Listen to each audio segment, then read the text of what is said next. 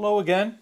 Rick CSE1PES, once again, your lecturer, once again, presenting another real quick video hit for CSE1PES and CSE5CES.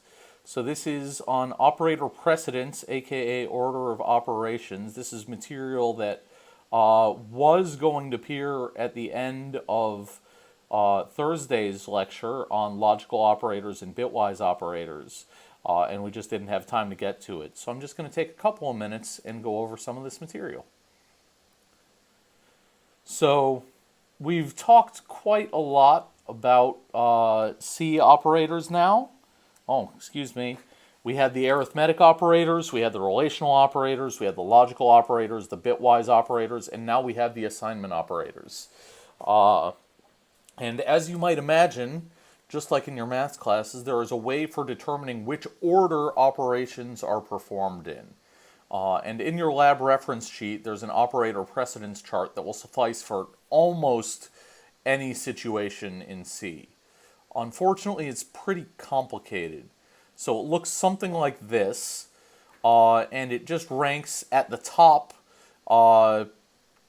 the operators that have the highest precedence that get done first, and at the bottom you have the operators that get done last. And in the middle you have things that get done in the middle. So at the top we have parentheses. So just like in maths, if you group your expression in parentheses, it will get done first. You don't have to worry about order of operations. You can just group things so they get done in the order that you want them to get done. After that, a little bit further down, you have the unary operators, the operators that take only one operand. So you have logical not, bitwise not, double plus, double minus, the increment and decrement operators. So things that take only one operand are very near the top of the precedence list. Okay?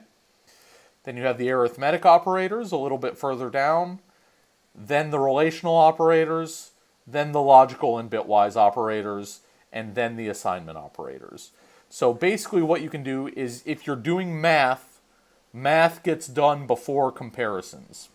And comparisons get done before ands and ors, and everything gets done before an equals sign. Okay? But you could try to memorize that chart, but I don't recommend it. It's not something that's going to help you in this subject or in your life. If you program a lot, you'll start to internalize some of the rules from the chart. But even then, my recommendation is always, if you have a complicated expression and want to make sure that some part of it gets done first, just wrap it in parentheses. Just like in maths, the parenthesized sub-expressions get executed first. So that's, even though you as the person writing the code may know that arithmetic operators happen before relational operators. So it's okay if you don't use parentheses. Someone else who has to read your code might not know that, and they might be confused about how it works, and they might make a change that breaks the code. So if it's ever important, if order matters, I say always, always, always use parentheses. You can never go wrong using parentheses. Stick by them, and they'll stick by you. Okay? That's all for that. I just wanted to spend a couple of minutes talking about order of operations. So it's mostly parentheses are at the top, equal is at the bottom. Everything else is somewhere in the middle. Use parentheses, and it will not go awry. Okay? Thank you. Be well. Until next time.